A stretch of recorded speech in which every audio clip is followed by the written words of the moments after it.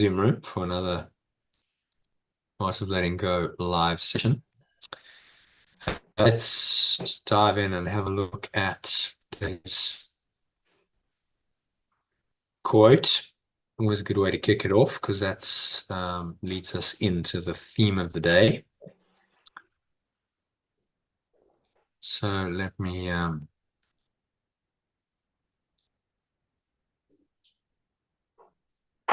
share the screen with you.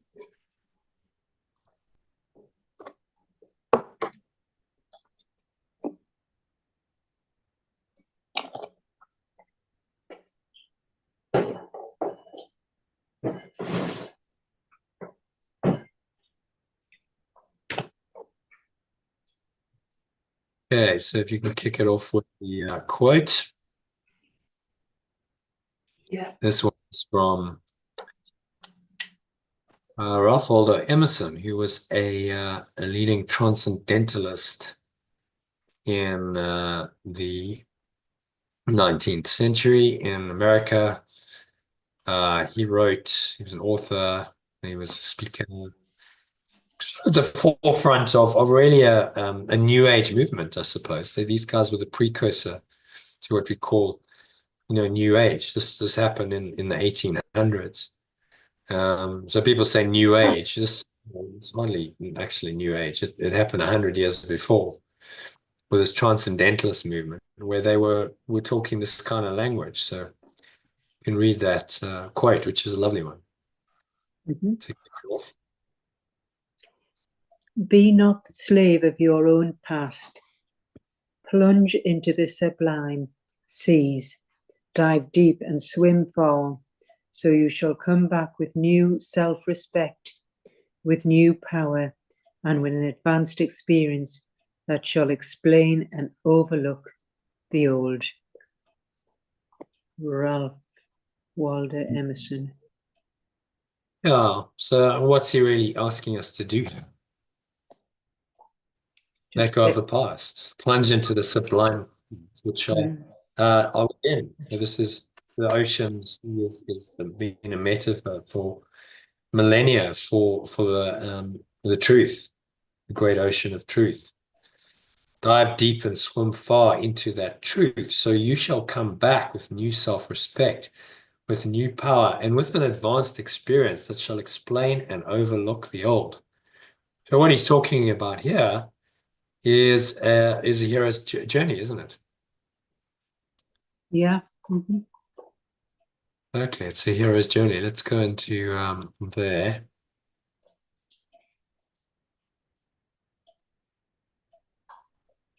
On the hero's journey. So you dive deep and you swim far. And often that looks like, well, I get challenges, I get trials, I get tribulations, I get failure, I get tests. And you dive deep and you swim far in this journey of awakening to who you are. And that's how you grow. And you get these new skills. You ultimately collapse your ego. And then you return as a changed, transformed human being, which is what he's saying. You return to the known world with new self-respect, with new power, and with an advanced experience that shall explain and overlook the old. That's exactly the hero's journey, right? The journey of going adventure and the call to adventure, and then all the trials, diving deep and swimming far, and then you come back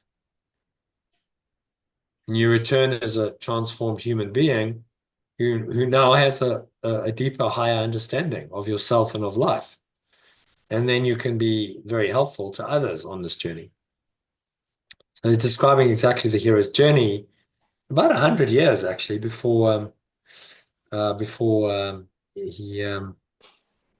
Joseph Campbell formulated it. Okay, let me just take this call because Dawn is she's Right. just got we'll just message her. Mm-hmm. Say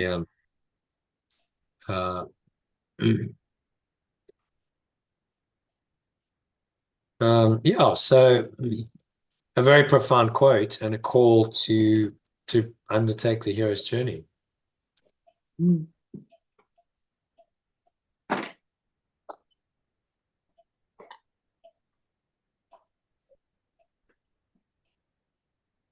So it's really the nub of what I wanted to show you today, actually. So the rest is just about the course we talked about. Let me just go through this actually with you.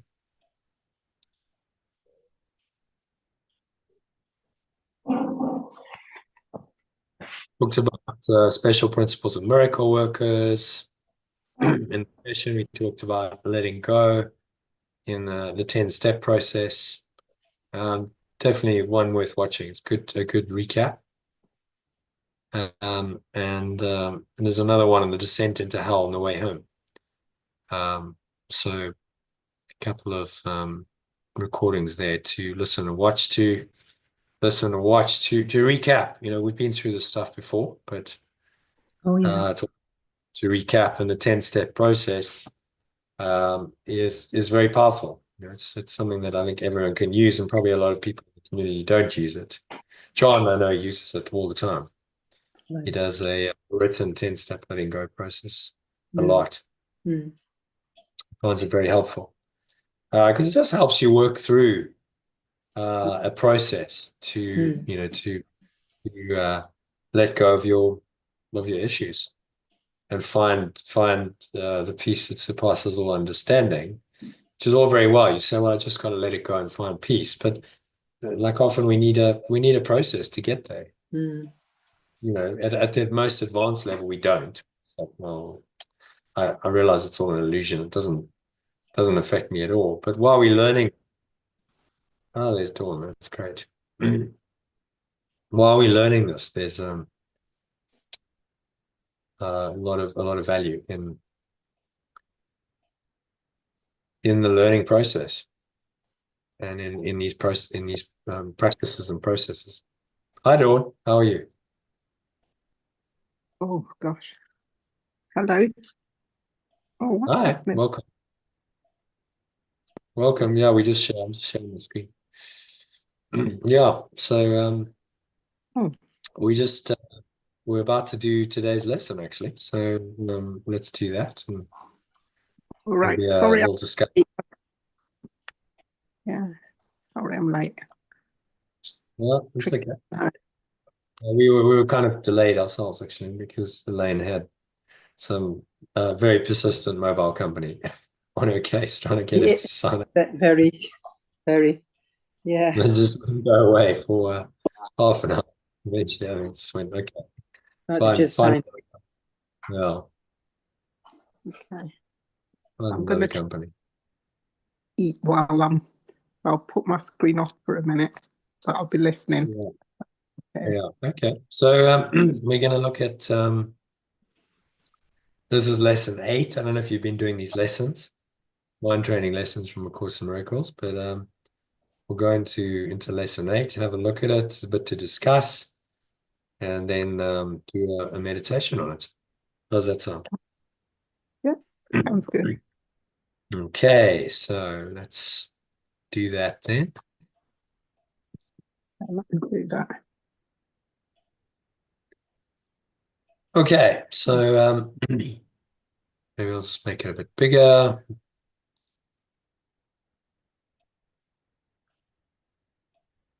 So Elaine, if you can read the key idea, please, of the lesson. My mind is preoccupied with past thoughts. Yeah, and there you see an image. You know, I found that online. I was seeing, just thought that really represented what the key teaching is saying. You know, so she looks like she's in quite a nice location, actually. So like some kind of lake behind there, fountain, boats, and she's just totally preoccupied with her thoughts, just looking then, holding her head in her hands, going, oh my God, you know what? And this is all internal. This is just what's going on internally, which is what the lesson's saying. You know, it's preoccupied with past thoughts. So even if we're fearing the future, it's still a past thought because we're basing that fear of the future on our past experience. Do you see how that works? So even when we're fearing in the future, your mind is still preoccupied with past thoughts. You go, well, this and this and this has happened in the past. Therefore, I expect this to happen in the future.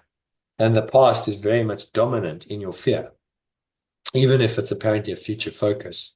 So that's what we got to learn. Whether it's past or future, it's the same illusion. You're out of the now, which is the only time that's real.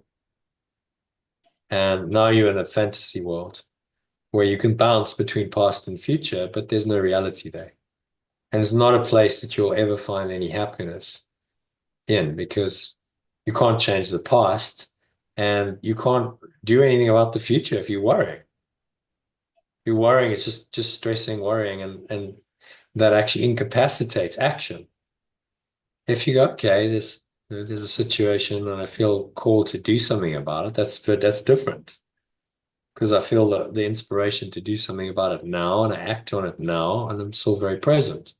I'm not in, oh my God, this terrible dread of the future and what's going to happen and how's this all going to work? And then I get paralyzed by fear because I just can't act.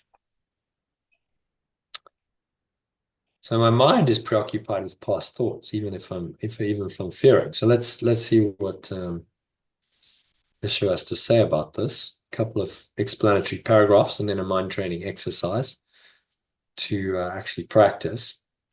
So I think, Elaine, if you kick it off, just read it in the original and in the alternative. Because there wasn't much to translate in alternative, I just used the alternatives in brackets in this one. So just say he, they, sees, or see. Yeah. In fact, I tell you what, read the sentence with brackets in them entirely in the original, and then in the alternative with the brackets, substituting the brackets for the words just before the bracketed words. Yeah. Okay. This, went smaller. This idea is, of course, the reason why you see only the past. No one really sees anything. He, in brackets, they, sees, or in brackets, see only his, in brackets, their thoughts projected outward. The mind's preoccupation with the past is the cause of the misconception about time from which your seeing perception, in brackets, suffers. Your mind cannot grasp the present, which is the only time there is. It therefore cannot understand time and cannot, in fact, understand anything.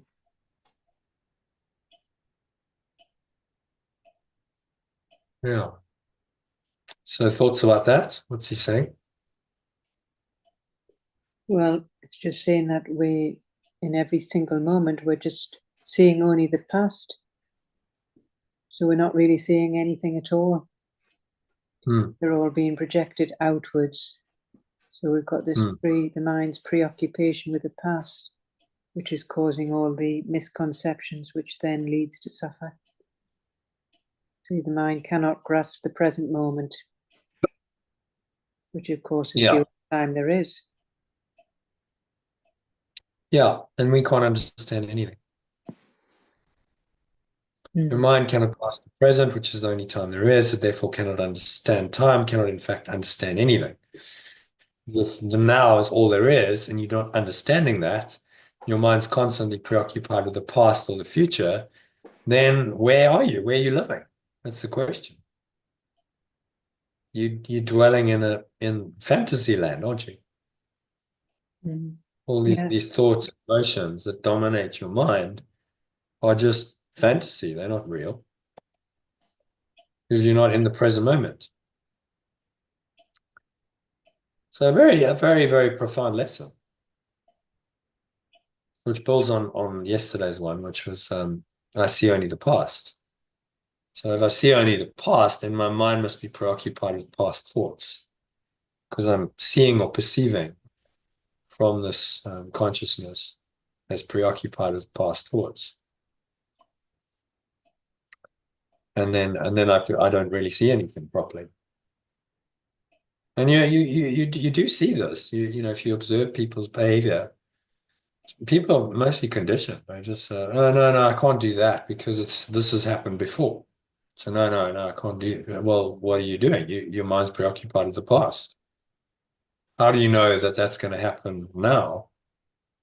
You don't. You're just making an assumption based on the past. So your mind's preoccupied with past thoughts, and that keeps you enslaved to the past. All the limitations, the lacks, the suffering, it keeps it intact in your mind, and now brings it into the present moment, which is how the ego seeks to perpetuate itself in the present moment. So the past comes into the present, usurps it, completely dominates it, and then projects into the future and says, well, if the past has been bad, then the future is going to be even worse. And really the present moment is lost in that whole interaction. There's no present moment awareness at all. Okay, so let's go on to number 2. Let's ask Dawn to read number 2 for us. Dawn, if you can read number 2 kindly, that'd be great. You just need to unmute. I'll ask you to unmute. There you go. Where is it? I can't really see it to read it. It's number 2. There we go. I've highlighted it. Can you see the screen? No. I can see you, but I can't see the actual. You can't see. I can't see the screen with the thing on. I just can see you and Elaine. Okay. You can't see any text. No. Hmm. I don't know where it is. Okay. Wonder if can you fiddle around, see if you can change your view. I'll stop the share. I'll go back into it because it should just bring it up. Oh, share. It should just bring it up. It should bring it up, right? Now it has. Automatic. Yeah. It's brought it up now. So hold on. Where are we now? Purpose. Is it 2? Number 2.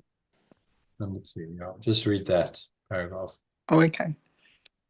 The one wholly true thought one can hold about the past is that it is not here. Sorry, got a bit of a sore throat. To think about it, all is therefore to think about illusions. Very few have realized what is actually entailed in picturing the past or in anticipating the future. The mind is actually blank when it does this because it is not really thinking about anything. Yeah, exactly what I was saying. So that's a kind of a game changer, isn't it? What Yeshua's done is just gone, okay, so you think you're thinking when you're thinking about the past, or you're thinking about the future, but actually you're thinking about nothing. The mind is actually blank. These thoughts are not real thoughts. It's not really thinking about anything. It's a game changer if you understand that. It's like, okay, well, none of that really means anything at all, which is what we've been learning in the first 7 lessons. And nothing I see means anything, and I've given everything I see all the meaning it has for me. Have you read the lessons, Dawn, and practiced them? I haven't read them all. I've read a few, but not all. Yeah. I was trying to read some on the train today as well, but I need more time to sort of get into them, I think. Even though I've read them, they're quite interesting, but I haven't read all of them. They're quite short, so it's really just read them and then you do a few practice periods a day, which I tried to do a bit of breathing when I read some the other night, I think, when I spoke to you. So it's touch and go. But what I do the lesson at least once in the day. I give you the meditations and the recordings to just help you. So if you put that on, even if you're in a train, you put it on, on your in your headphones, and you just that's practicing the lesson. So I'm trying to make it quite easy. If you listen to my voice and you just go through the process, you'll practice the lesson and the mind training. So what he's trying to do here is he introducing some very different ideas, right? And you probably haven't read anything like this before anyway. Your mind's actually blank when you're thinking about the past or the future. I've never read that teaching in any other book, to be honest. No. Most teachers and authors and so on assume that is real, right? Those thoughts are real, they're meaningful, they address them as real. He's just saying, actually, that's not even real thought. You're just dreaming. It may seem to be, and the mind, tricks us into believing that there really, is something there, and that these thoughts are important and valuable, and you need to listen to them and honor them and act on them. But this just changes that game entirely and says, no, actually, none of it means anything. Your mind is actually blank, and these thoughts don't mean anything. Which builds on the earlier lesson. So why are you giving them a meaning then? You see where he's going with this? Why do you make them meaningful? Why do you then go, oh, but I'm now thinking about the future and it's making me fearful, and I'm feeling that negativity, and I'm feeling the fear, and then it's going to affect my speech and my actions, and I take certain decisions. Why? Well, I'm just given these thoughts that actually mean nothing, all kinds of power, like a whole lot of power in my mind and in my life. If I could just realize that my mind is actually blank and that, those thoughts don't mean anything, then I could let them go, and I could free my mind to restore it to its original state, which is actually free of all these past, future thoughts. Is that clear? Yes. Interesting. Still sort of getting my head around it. I mean, it's a different spin on everything you've learnt, really. Because I'm thinking, it's a totally different take on it. All right, so shall we move on to number 3? Elaine, if you can read that. Paragraph 3 for us, kindly. Yeah.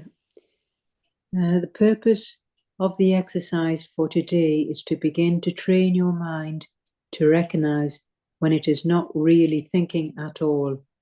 While thoughtless ideas preoccupy your mind, the truth, or in brackets, capital truth, is blocked. Recognizing that your mind has been merely blank rather than believing that it is filled with real ideas is the first step to opening the way to vision.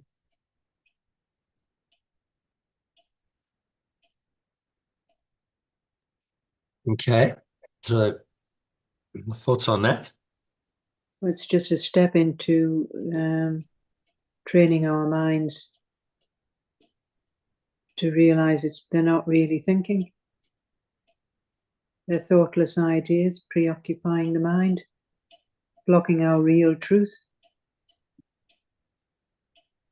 Yeah, It's merely just it's a major perceptual change. You think all of this stuff is real, all these ideas that you have and you obsess about and you fear and you judge and you doubt and you worry and you have attack thoughts and on it goes, and you think all of that's real.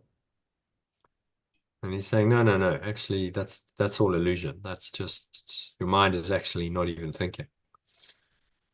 It's a game changer, absolute total radical shift in your mind. And if you understand this, it pulls the plug on everything that you thought previously was true and real, which is 99% of your life. Just says, well, down the tubes, none of that's real.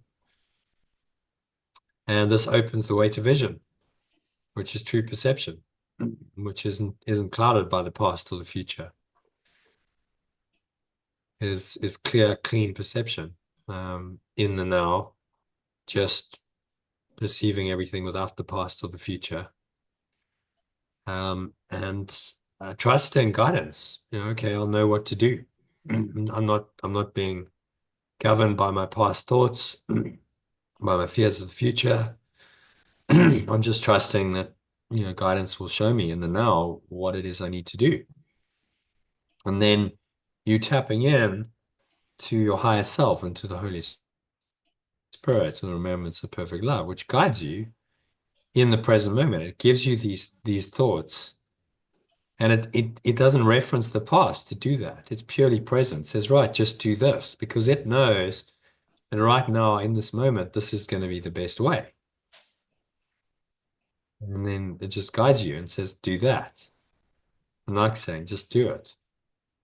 And that's the surrendered life. That's the guided life. That's in fact where Yeshua leaves us in the final lesson of the course. He leaves us in this position, and he says, this is where I entrust you. So 365. There you go. So Dawn, maybe just read this. So this will give you a taste of the end of the journey. This is the last lesson, 365. Oh, okay. So read that. Listen to David read this lesson. Where am I? This holy instant would I give to you. Be you in change, for I would follow you, certain that your direction gives me peace. But be you in charge.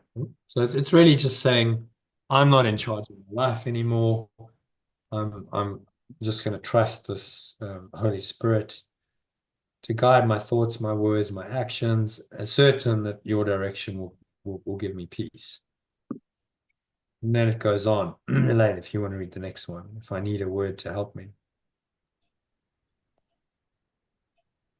If I need a thought. Yeah, just Sorry. start at them. And if I need a word to help me, yeah. Oh, yeah. And if I need a word to help me, he will give it to me. Do you want me to continue the whole lot? Yeah, the whole lot. Yeah. If I need a thought, that will he also give.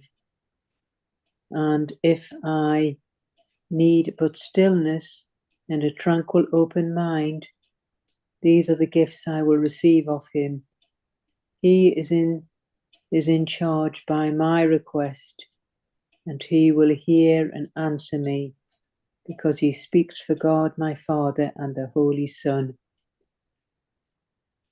Yeah, so the he would become it. God, my Father, would, in fact, maybe I can bring up the alternative very quickly. Let's see. So we'll go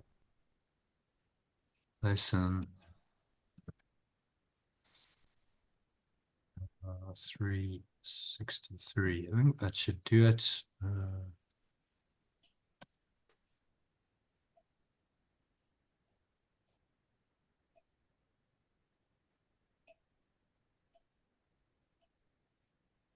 But let's read it in the alternative.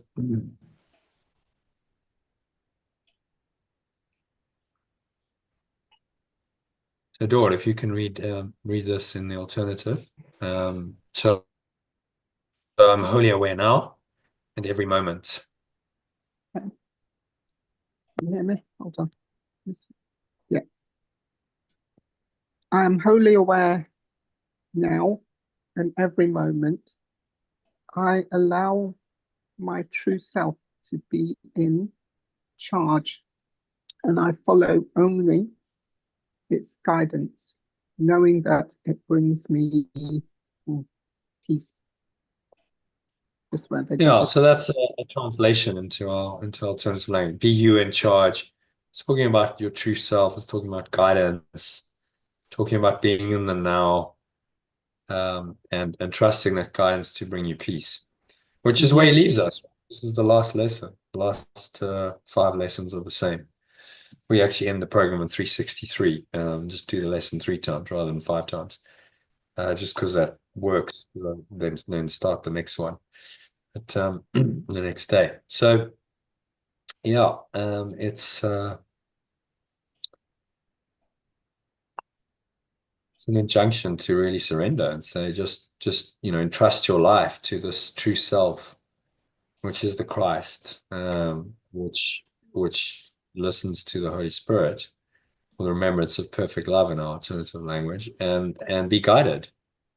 And whatever you need to think and say and do will come from that guidance. And now you're literally divinely guided. And that's what it really means to surrender to God. Well, most people don't understand it. It means that your thoughts, your words, your actions are under its guidance. And they have a very different quality then. The ego and the Holy Spirit, or the true self, they don't reconcile. They're very, very different. Okay, so then Elaine, if you can read the alternative. Yeah. Paragraph 1, the remembrance of perfect love. Oh, it just disappeared, didn't it? It did. See if we can. I think I might need to have some stuff down, but hopefully you'll be able to read that before it disappears. Yeah. Yeah. The remembrance of perfect love will give me the words I need to help me. It will also give me a thought whenever I need one. And if I need only stillness and a tranquil, open mind, these are the gifts I will receive from it. It is in charge by my request, and it will hear and answer me because it speaks for pure formless awareness of perfect love, my source and its innocent extension. No, it's on that. Well, it's very reassuring. We can rely on this. That's the last lesson. He's saying, okay, I'm not suggesting you're just going to stay in bliss all day, every day. You're going to carry on with your life, but this is the way you're going to live it. And all the mind training has been designed to allow you to live in this flow state. We call this a miracle-minded or a flow state, where whatever you need is there, you feel guided, you feel at peace, you feel certain because you've surrendered to a higher power, and you know that is always going to give you the right guidance, because it speaks for pure formless awareness of perfect love, which is your source and its innocent extension. So you can't really go wrong because it's coming from the source. And extending the source into your mind by your surrender to it, which is how at-one-ment works. As you surrender to this more and more, the at-one-ment starts to happen more and more. That makes sense. Yeah. So that's where he ends. Go back here to today's email, and we see that this is the start of this process of letting go of all of your own thoughts so that you can be that surrendered and that guided. Because if you've got all your own ideas that block the truth, then you can't listen to the guidance. You're not gonna hear that guidance, are you? And you're gonna be listening to the ego's voice, which tells you to do completely the opposite of what the spirit wants you to do. It's why you can never reconcile them. It's one or the other. The voices will never reconcile. You have to choose. Okay, so quite a major exercise, actually. It's only a few paragraphs. The next paragraphs are the practice of it, which I'll guide you through in a meditation. So you just close your eyes and I'll guide you through it, and just follow the guidance, follow my instructions, in the same way as you'd follow the Holy Spirit, because it's really the Holy Spirit guiding you through my voice. And practice the exercise and just notice what happens. When you do these mind training exercises, you might have some epiphanies, or you just maybe have just a subtle shift into, okay, I'm seeing it differently. I'm understanding deeper. I'm experiencing more peace. Maybe it's very subtle, so you've really got to pay attention to that, these inner states. All right, so any comments or questions on the lesson? Otherwise, we'll go into the meditation now.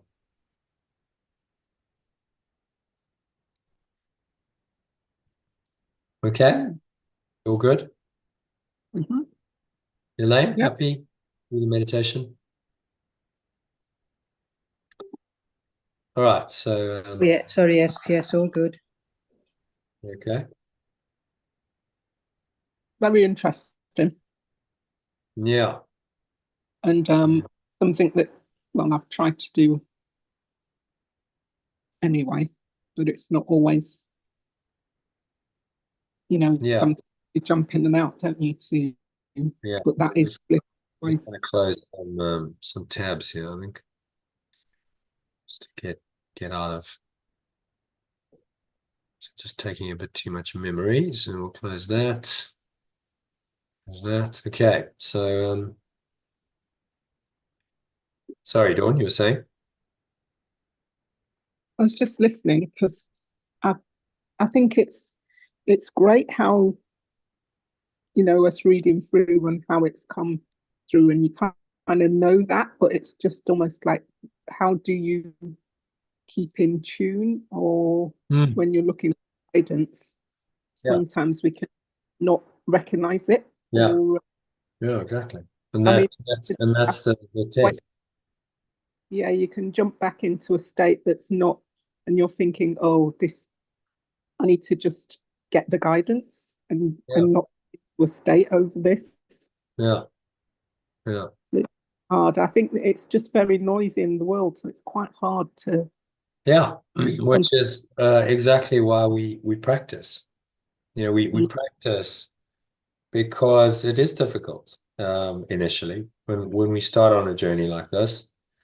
Our mind is full of all these thoughtless ideas, all kinds of rubbish that passes for us. And we go, well, yes, that thought is true, and that one's true. And now I'm fearful because, that thought is true, and I've got to listen to it, and I've got to take action on it, be guided by it. Instead of being able to say, but it's just nonsense. I'm not gonna go there. You need a practice like this one, rigorous mind training, to be able to change your mind systematically and progressively, which is why we practice the lessons daily. Because it's very tempting. If you don't practice daily, I can guarantee you'll go back into the ego. That's what will happen. Yeah.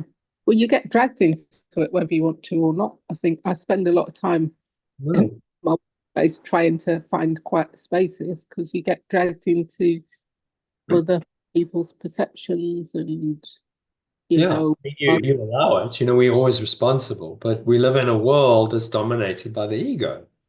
That's the world we live in. So to counter that, you need to be vigilant, and you need to be disciplined in your practice. That's where spiritual practice comes. Okay, so practice this art of letting go over and over again as needed. And that becomes your daily practice. And that's how you then live your life. So this is a profound mind change, life shift, saying you're going to live your life from a different perspective. No, you're going to live it in a way of letting go rather than attaching and holding on and suffering and stressing, straining, striving, suffering unnecessarily, because you just can't let go. Totally different way of thinking about yourself and life. That's what this proposes. It's nothing short of a revolution and a transformation in your consciousness, in your awareness. And that, generally takes a bit of time. To do that overnight, most people are going to take months, years, I'm still busy 20 years down the line. I've been working with the course for 19 years and I'm still practicing, still applying its teaching, still learning, still trying to get better at letting go. So ultimately there's nothing that can disturb your peace. That's where we want to get to. It doesn't matter what it is. Just cannot disturb your peace. Okay, so let's go into the meditation then. All right, so make yourself comfortable. Okay. Turn down my lights.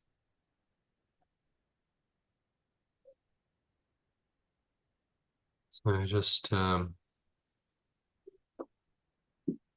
sitting comfortably with your feet shoulder width apart. Just going to mute you, Dawn, so there's no feedback or echo. And cup your hands in your lap.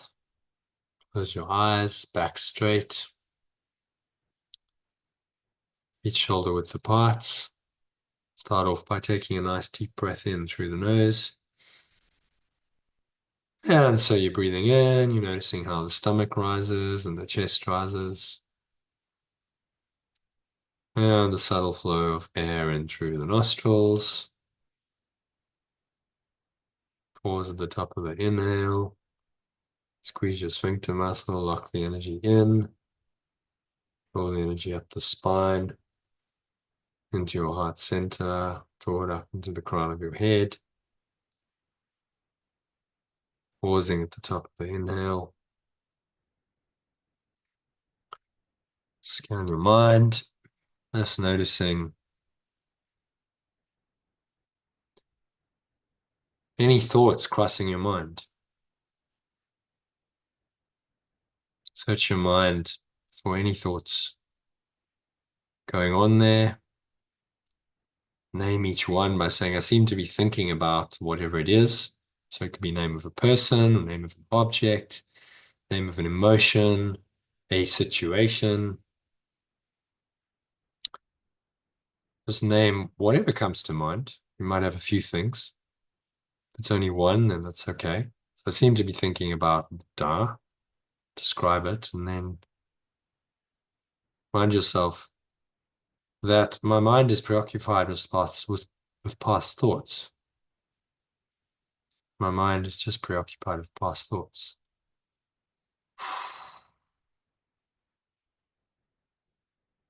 So you exhale and just blow them away.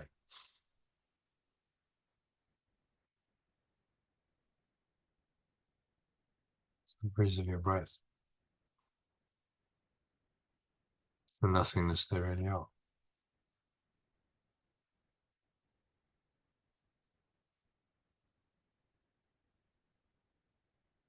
Find a sense of peace and stillness. Surrender into that.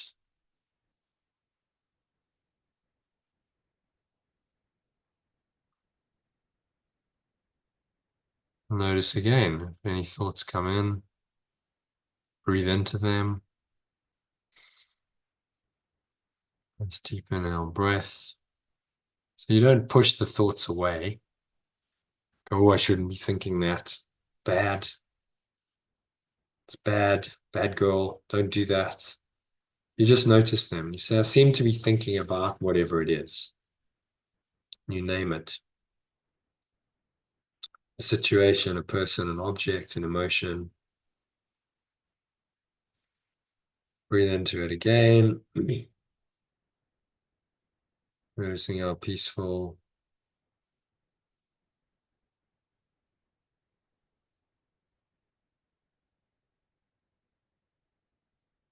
Surrendered you are. You notice any irritation, any negative thought or emotion coming up, just work with that and say, I seem to be thinking about this emotion. I seem to be thinking about fear or anxiety or anger. But really, my mind is preoccupied with past thoughts.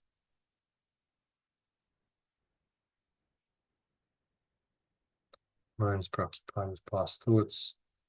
And so I can just let this go. Breathe in again.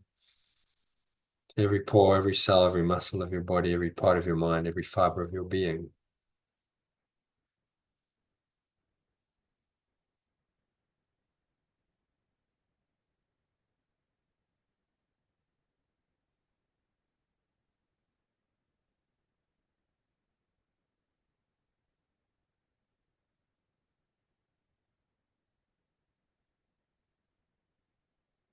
Just blow out any negative thoughts and emotions. Imagine they're like a dark cloud or black smoke. They're just leaving you as you exhale. They're going, gone. Pull the lower stomach into the spine, expel the last remaining air out.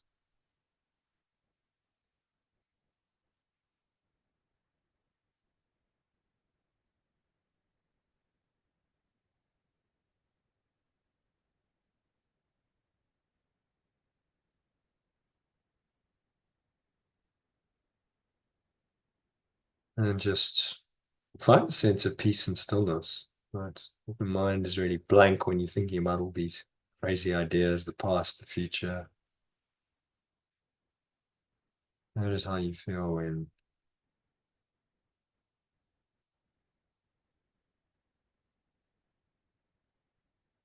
nowhere else to go, there's nothing else to do.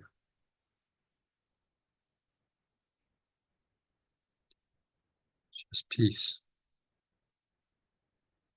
Peace in your mind, peace in your heart. Beyond the past, beyond the future, in the present moment. Just sink into that peace, breathing in and out through your nose. Observe the breath flowing in and the breath flowing out. Subtle rise and fall of the chest.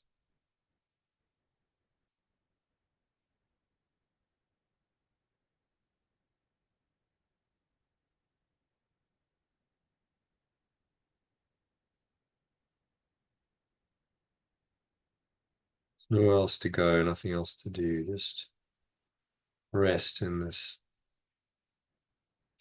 deep peace and stillness for a few moments.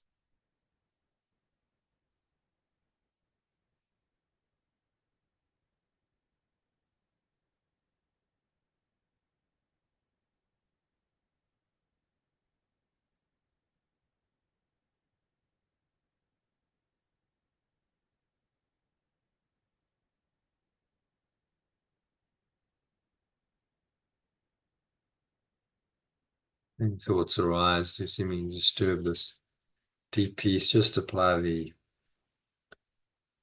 key idea to them. So practice the mind training exercise. To do that, I seem to be thinking about whoever, whatever it is. Name the person, the object, the situation, the emotion, and then remind yourself, but my mind is really just preoccupied with past thoughts.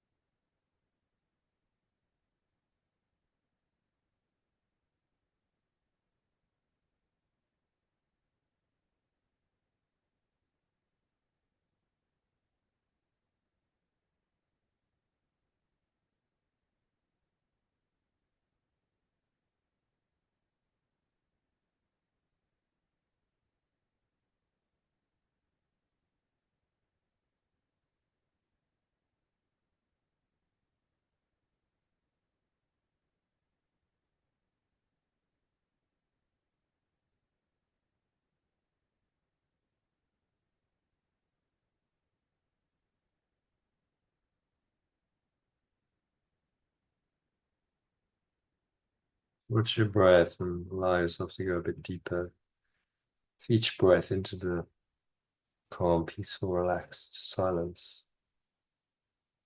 To immerse yourself in this silence in which there is no thought, right? So beyond the screen of thoughts, beyond the images projected onto the screen. Let's use that analogy. Like a movie screen, beyond all these images lies the screen that is unaffected by any of the images. And you can always find screen awareness.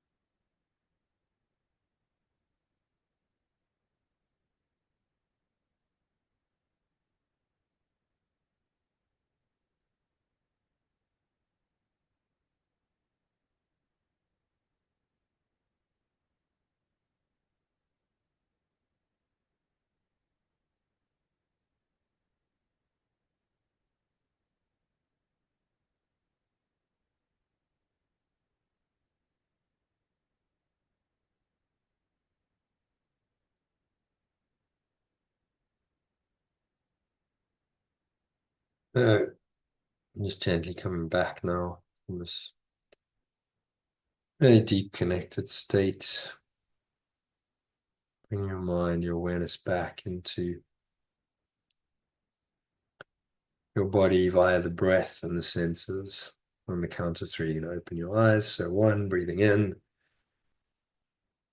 Just noticing how the stomach rises and the chest rises.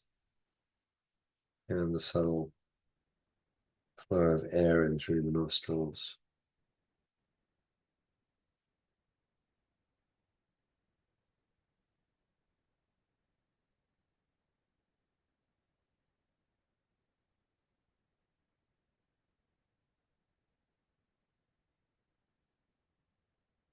So on the count of 2, you just you breathe in. Notice the breath flowing in, chest and the stomach. Rise, pause at the top of the inhale, scan your mind again. Notice any thoughts, any emotions, any body sensations going on. Remind yourself that I seem to be thinking about whoever or whatever it is, name it, but my mind is preoccupied with past thoughts. It's just a past thought.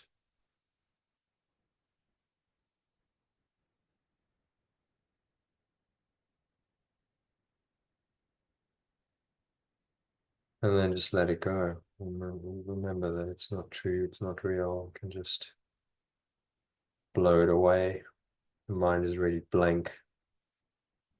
And the emptiness is the truth, is the fullness. When your mind isn't thinking dualistic thoughts, then you awaken to who you are. When you're thinking all these dualistic thoughts in time and space, then your mind is cluttered and actually you're not thinking at all. As he says here.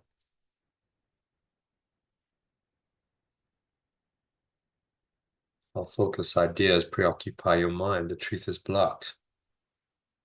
Recognizing that your mind has been merely blank rather than believing that it's filled with real ideas. The first step to opening the way to vision.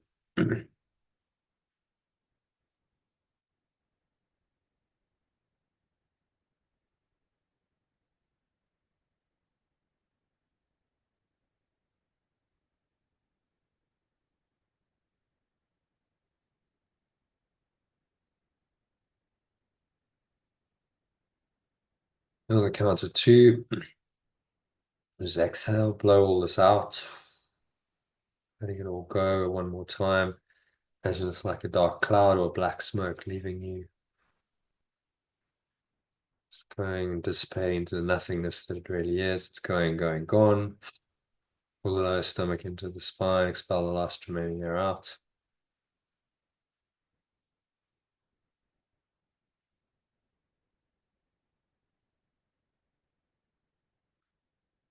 And just rest in peace and stillness.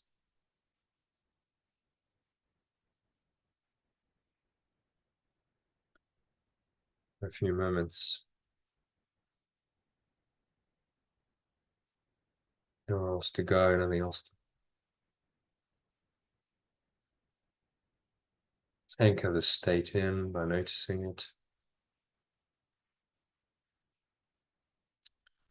Set the intention to stay here for the rest of the evening. It's really, calm, peaceful, connected state.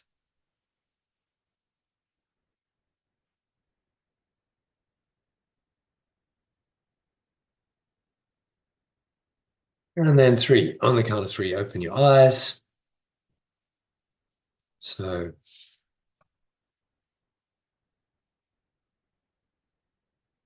just looking around, noticing various objects in the room around you.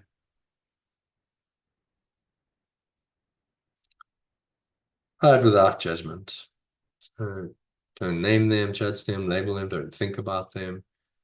Just a very clear awareness. Notice how peaceful that is. So you carry on this non-judgmental awareness. Even though you're now perceiving, your mind is still in this very calm, clear, empty state, free of the normal thinking about people and places and events and objects and situations in this world, which clutters up your mind. You free yourself then from the preoccupation with past thoughts, as the lesson says. So that brings us to the end of the meditation and practice of the lesson. I hope that was good and helpful.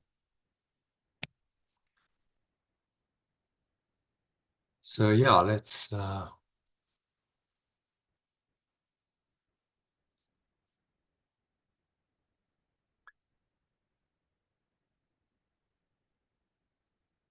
have a look today at some text reading if you want. Dawn, you still there? How much time do you have? Do you want to stay on a bit longer?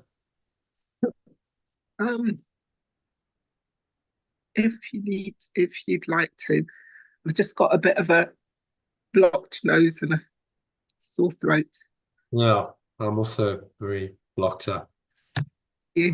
I thought I was rid of it, and then it just came back and morphed into another form. So just dealing with body issues. Yeah, So we can look at. Have you done any of those exercises? Maybe we can look at those. That might be very useful. yeah, we'll have a look.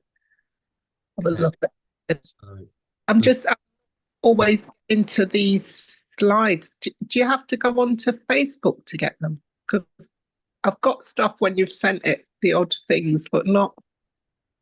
I don't think I've seen some of this. this is on Telegram, and it's in your emails. Yeah, I've looked through my emails and I can't get to this. And then I've tried Telegram. So Yeah. I'm not sure doing or not doing. It's definitely on Telegram. So if you go into Telegram there, just Oh yeah, so I had the first lot, those ones I can get to. you should be getting this, and there's the slide. I see. These ones will show up on Telegram generally as there. It's the same. Yeah, I had some of that. Yeah. So the essential stuff is on Telegram. The email's a bit more detailed, and the Oh, email, but you got a whole daily schedule. So go into some detail about, okay, so here's how your morning can look, and you've got the meditations to do in the morning, and then do the helpfulness prayer. So if you still can't find the emails, then yeah, you need to whitelist my email address. yeah, Done sent me that. But so I was looking on Telegram because I can see more on Telegram. I can only see 2 emails on the emails from the 12th of Feb. Yeah. But So more, some way they're getting lost. I mean, you are getting them. My system's saying it's sending them. mm, they're getting lost in some either in your spam box or Yeah, you I know, tried to go through those. did you set up a filter? I Like, thought, but maybe I haven't. But I've tried to go through the trash and the spam and the other things. But I'll have another look when we put yeah, the probably more. And then what I noticed is some goes to Facebook, but I can't always get onto Facebook because I don't really have a account as such. yeah. So if you just sign up with an account, then you'll be able to access most of the stuff's on YouTube. These are on some of the Okay. I think that's YouTube. Yeah, so those odd ones that I've Some of them, managed. some of them are Facebook. Yeah, that's also YouTube. So most as we go into the program, it's almost exclusive. I used YouTube. I used Facebook for a bit, and Mm, decided to switch to YouTube for various reasons. So all right. yeah, I mean, I can when you on your do you get your email on a computer? When you're on a computer and you can share your screen with me, and I can Okay. take you through going, okay, so set up a filter and let's search on it and see, where these things are, because they've got to be somewhere there. Mm. Unless they're being blocked by Gmail, but that's unusual because I use Gmail and I get the test emails I send myself. Oh, right. Yeah, if you're on a Gmail account, it's going somewhere. It's just not going into your primary inbox. Mm. It's about finding, locating it and going, okay, tell Gmail to direct it to your primary inbox. So it's there every day. So Yeah, maybe we can, are you on a phone at the moment or computer? just on the phone. Yeah. Yeah, I'll try not to. So have Yeah.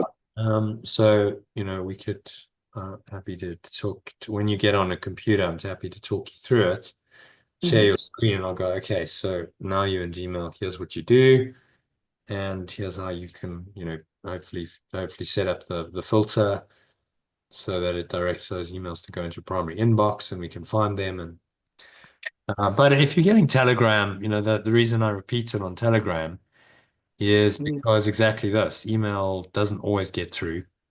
It's an older technology. The phone always gets through. It's, Yeah, it's so it you tends to be more on the Telegram, I think.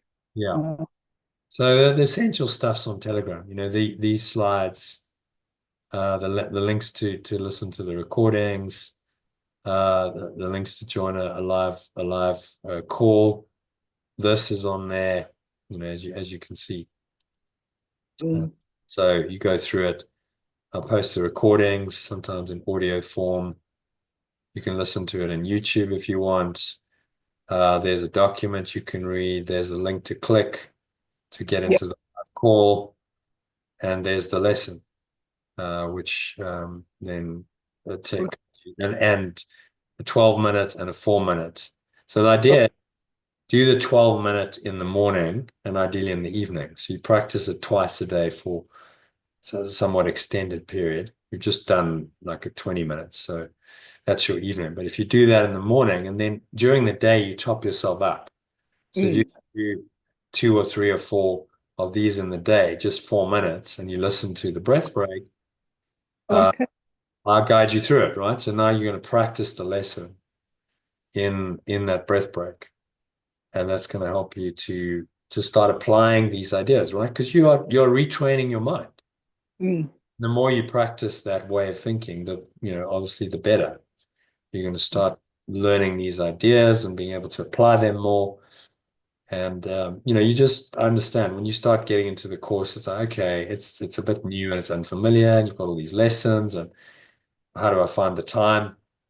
But if you can get into a routine where you're listening to these every day yeah, and get into a kind of rhythm with it, you'll find that the lessons are really, really helpful yeah.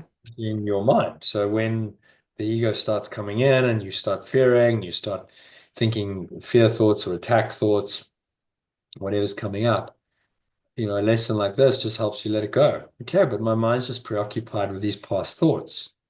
Hmm. Not really even real. So I apply the lesson to whatever's coming up and I let it go and I restore my mind to peace. And that's really all we have to do. Okay. It gives us a lesson a day to help us do that in different forms. So each lesson has a different angle, a different focus, because he knows that if he gave us the same lesson every day for a whole year, we get bored and we just wouldn't do it. So it has to be changed up. He has to vary it so that it engages our attention. We go, okay, there's another lesson. And even if you've done these lessons before, I've done them many times before. You do them only once a year, you still, you find there's still a lot of value. I'm like, okay, there's still learning here, there's no doubt. My mind's a blank. Do I always realize that when I'm thinking about the past or the future, my mind's a blank? No. We take those thoughts seriously and we make them matter to us and we give them value and importance. And then we make decisions and we take actions and we speak words based on them. So we make them real. Just how they then come into reality and come into manifestation. And that's how the ego perpetuates its thought system in the so-called physical occurrences, circumstances, situations of this world. Because it gets minds to think these thoughts and then act on them. And then when that gets acted out, that becomes manifested, and then you see it. And then it's doubly real, because now you see someone's acted on this, and it seems to have real effect. But it's all happening on a mind level. That's what he's trying to teach us. Go back into the mind, start looking at your thoughts, and realizing that most of those thoughts just aren't real, and they're not helpful.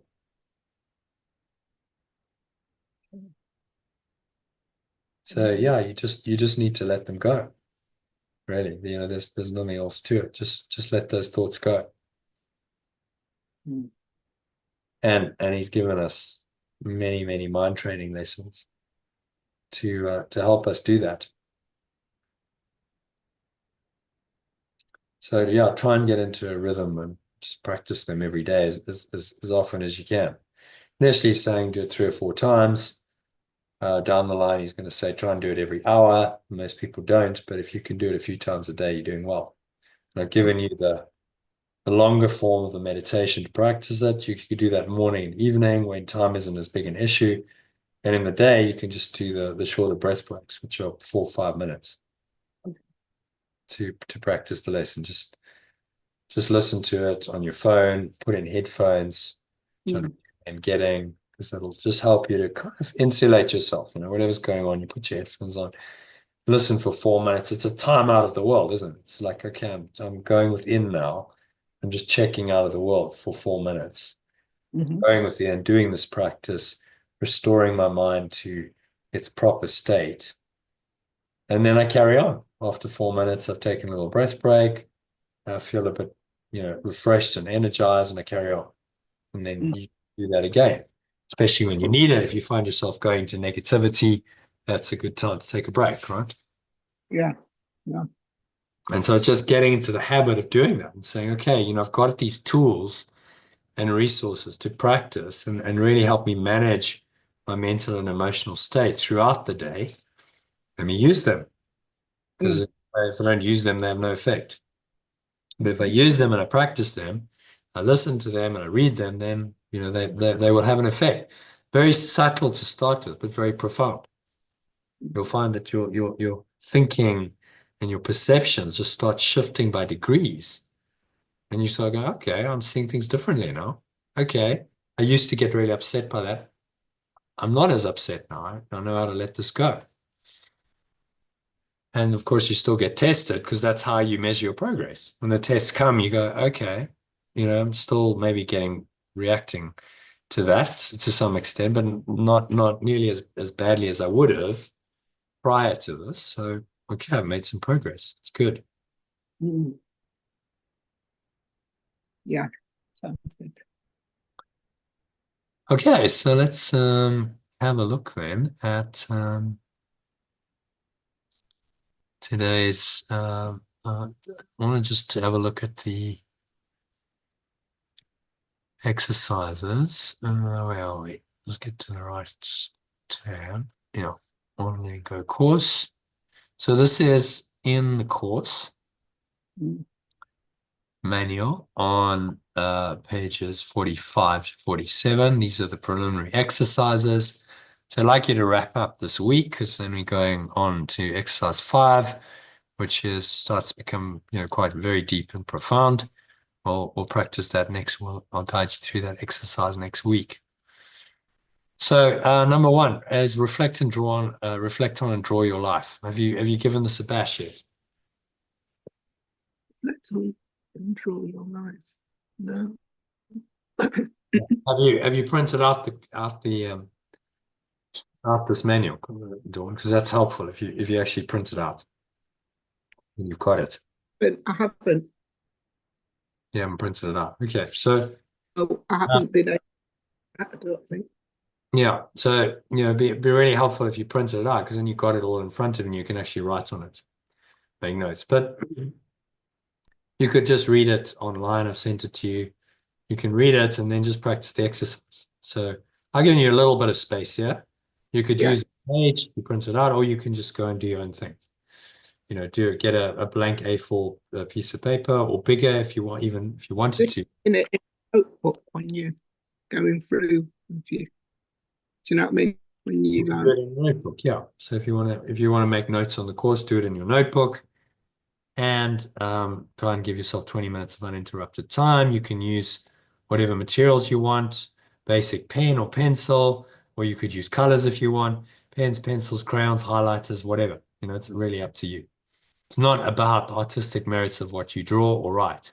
The purpose of the exercise is to help you see your current life situation, warts and all, as objectively as possible. Okay, so it's about a self-reflection exercise. Be aware of any thoughts and emotions that arise as you're drawing. Make a note of them in the space that I left for notes at the bottom of the page. So you draw, and then something's coming up, and you might say, okay, let me make a note of that. Again, you could do that in a workbook rather than on this page. You can draw on a blank sheet of paper, even larger piece if you feel so inspired.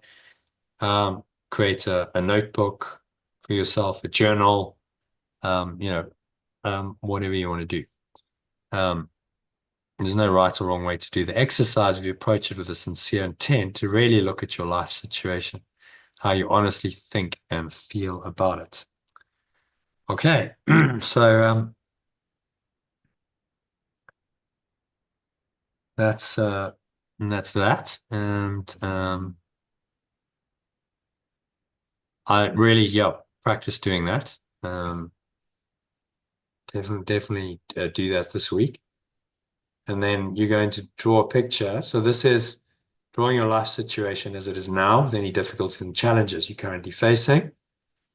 And then you're going into a picture of where you'd like your life situation to be in 5 years' time, below.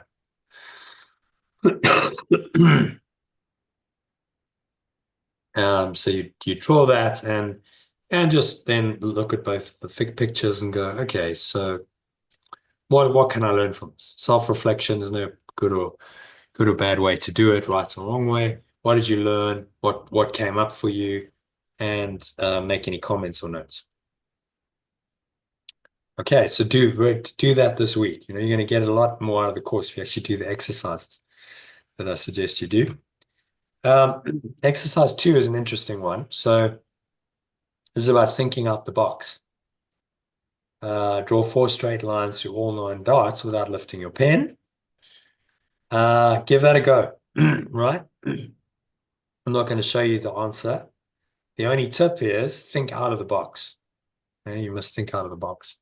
So you take a pen, you got to draw it through all 9 dots, or a pencil, through all 9 dots without lifting your pen. And here's the only tip: think out of the box, because there is no box. Okay, so you see 9 dots, and what our minds do is they frame a box, but there's just 9 dots. There's no box. Okay. Okay. And then while you're doing the exercise, watch your thoughts and emotions, make a note of them. Say, okay, so what's going on? That's really the point of it, not how quickly you get it. If you're finding yourself feeling frustrated, You're going, oh, Dawn, you're so slow, you never get this kind of stuff. Whatever, just notice. Because that's your self-talk coming up. That's your ego coming out. And this is about awareness of the ego. Just starting to become aware of, what you're dealing with. So give it a go. If you don't get it straight away, persevere. Keep trying, 5-10 minutes every day. Don't cheat by looking for the answer online, because that, denies the power of exercise. And we'll look at it again in the next session. But give it a go. Again, very easy to do. You don't print this out, just draw 9 dots like this, in a kind of a box shape, and then go, okay, so how do I do this? And just have fun, be creative, and don't stop at the box. There's no box. That's all I'll say. Okay, giving you quite a lot of clues there to solving. There's a solution, by the way. It's not one of these impossible problems. There's a very elegant solution. Once you see it, you're like, oh, okay. Well, that's kind of obvious. Like anything you suddenly see, right? It becomes obvious. But before you saw it, it wasn't obvious. I think we did this exercise, didn't we? 16 boxes. So really the point of this is to see more than 16 boxes, yeah? And I went through it. There's 16 conventional size, same size boxes, but there's also many other shaped boxes, because that's a box, and that's a box, and that's a box, and that's a box. A box is a rectangle. And the whole thing's a box, and then half of it's a box, and a quarter of it's a box, and you can just keep seeing more and more, which is the whole point, right? There's a lot more than just 16 boxes there. And if you can start shifting your perception like this in life, then you see more. You see your perception expands, and you see more opportunity, you see more joy, you see more love, you see more miracles, because your perception is different. You don't just see the 16 boxes, you see 87 boxes, and like abundance is there. It's not just limited to 16. There's so much more than you initially thought there was, which is kind of what life's like, isn't it? So all of these exercises are a mirror of your current state of mind, and then helping you to transform it into a more expanded state of mind. So you can actually go through the exercise if you want, and you can count the boxes. See how many boxes can I count, and then you make a note of them. Make a note of how many you see. And I counted 87. I might be wrong, but I once did it for about half an hour. I was like, okay, how many boxes have I counted? 87, and see how many you can get. And then again, reflect on what you learned. What did you learn from exercises 1 and 2? What was the common theme or pattern of your thinking and emotional reactions during both exercises?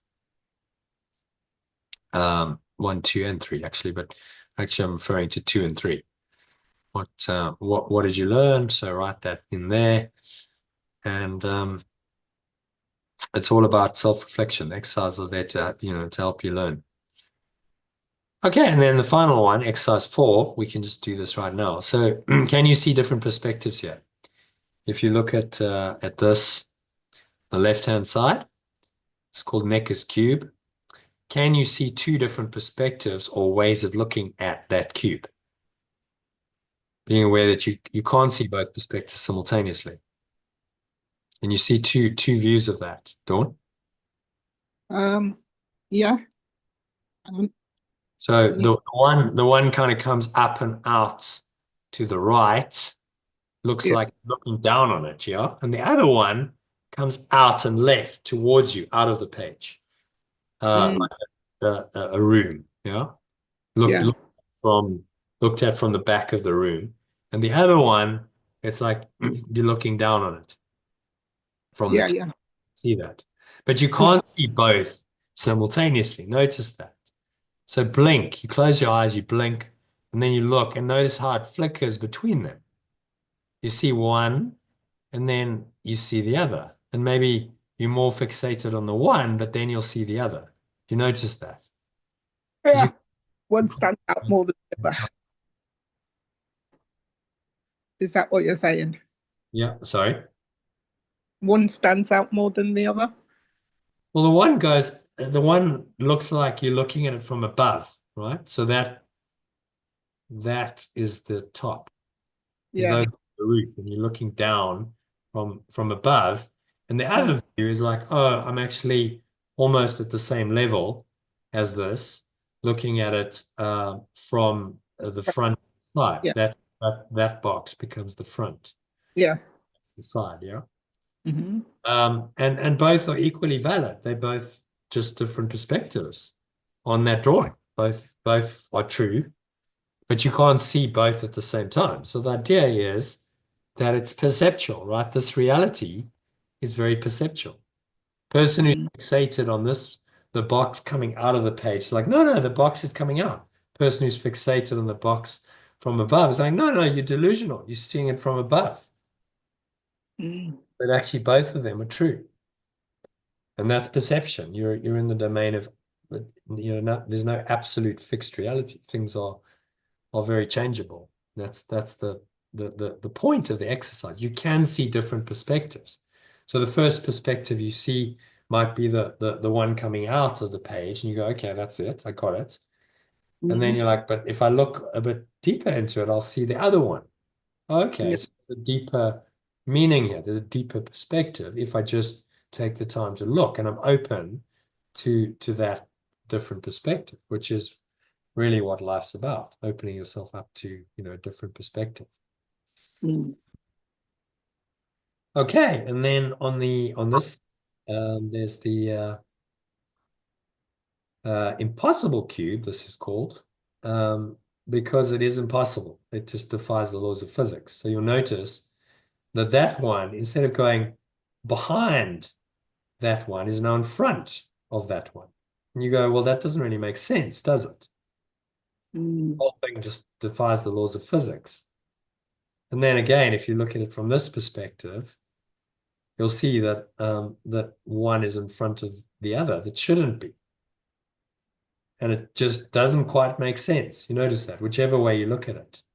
You just can't get this thing to make sense, no matter how hard you try. You're looking at the top-down perspective. This one's in front. So coming out, this one is this back one is very problematic because it seems to be in front of the one that should be in front. So it messes with your depth perspective. And this one from the top, this back one seems to be in the wrong place. Again, it's in front when it should be below, but it's above, you see. And just messes with your mind. So really the ego is like this impossible cube. It's a world. You look at it and you look at it and you try and make sense of it, and you can't make sense of it. It doesn't make sense. So the only logical thing to do with an impossible cube is to realize that it doesn't make sense, and you never will make sense of it, and let it go. Right? Just erase that. And focus on a true perspective. This shows you two different perspectives of reality, which are both valid. This just is nonsense. It doesn't make sense. So again, as you do this, you could do it again, look at these and make any notes on any insights that arise, and it's a self-reflective exercise. If you find yourself getting stuck, notice, go, okay, well, why did I get stuck? Maybe that mirrors stuckness in your life. That's really the point of these first 4 exercises. To start just realizing, okay, it's all about my perception. Perception isn't ultimately true. Noticing where I get stuck, noticing my patterns, and then that prepares us well for exercise 5, which is you name your ego's game.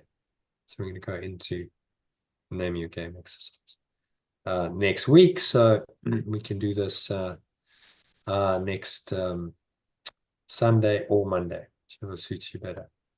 But it's an important one, so you'll make sure you on time for it. And I'll get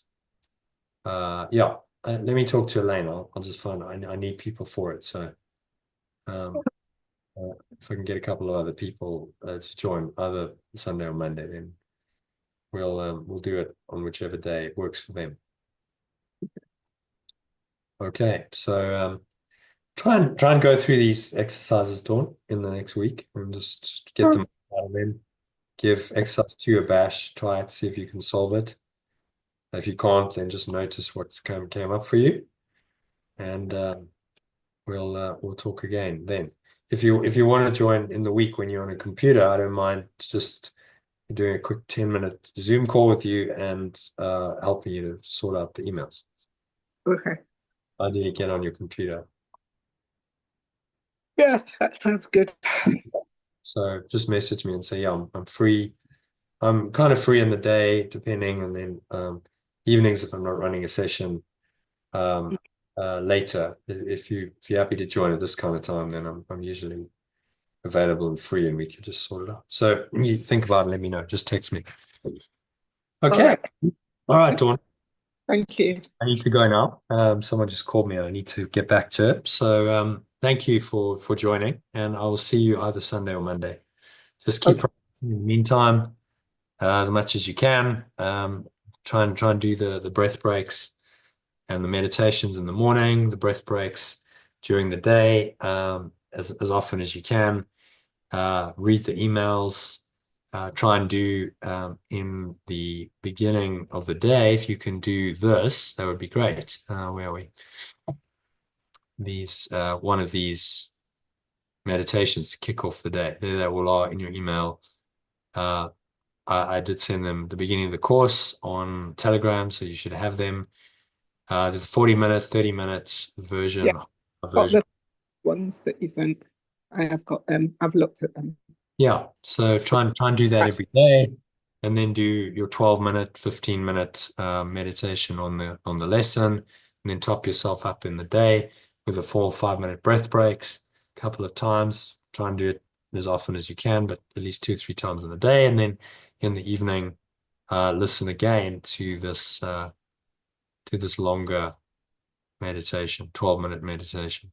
It's all available on Telegram, or you can just click the links in your email and access them. That'll open it up. And there you go. You're listening. That's John again. Okay. So any questions or problems, reach out to me and let me know, if I can help you to find those emails and set up the filter, mail filter, so that you can in the week just message me. We'll set up a time to do that. Okay. Thank you. Thanks, Dawn. All right. Thanks for joining. Good. Thank you. Practicing. Okay. Yeah. Namaste. Have a lovely week until I see you again. You too. Thank you very much. Bye for now. Bye.